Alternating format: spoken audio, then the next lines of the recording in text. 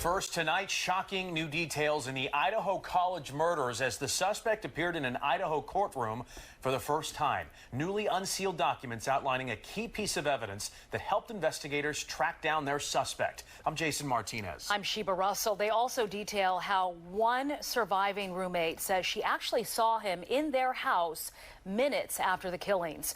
We'll have the latest on Bryan Kohberger's hearing today. But first, Chris, we've now seen the detailed timeline from police of the night of the murders.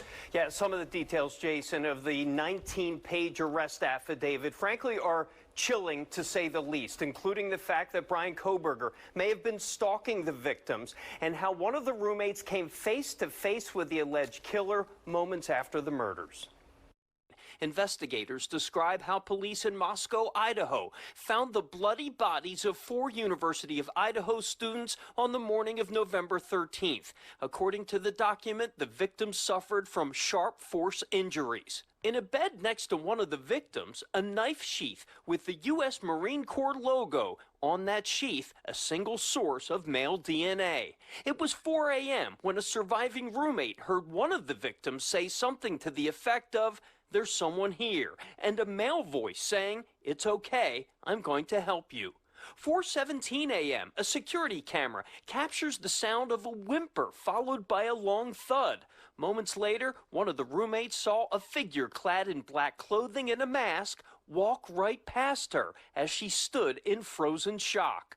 4:20 a.m., 3 minutes later, a white Hyundai Elantra is seen leaving the neighborhood at a high rate of speed.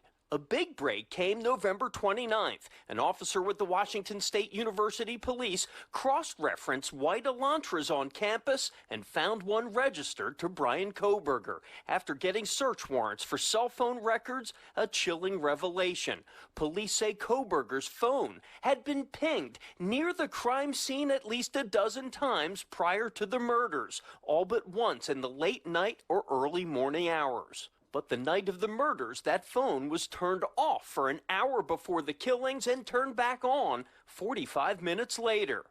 From there, investigators zeroed in on tracking Kohberger as he drove across the country with his father.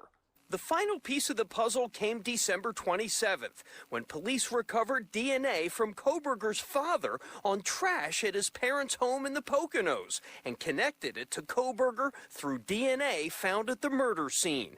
Then, 47 days later, Kohberger was arrested without incident and charged with 4 counts of first-degree murder. We've also learned the 28-year-old criminologist actually applied for a job with the nearby Pullman, Washington Police Department last fall. What is not clear tonight is a motive or if Kohberger knew his victims, guys. Still a mystery on that motive, and that really is what everyone wants to know tonight. Chris, thank you so much. And let's get out to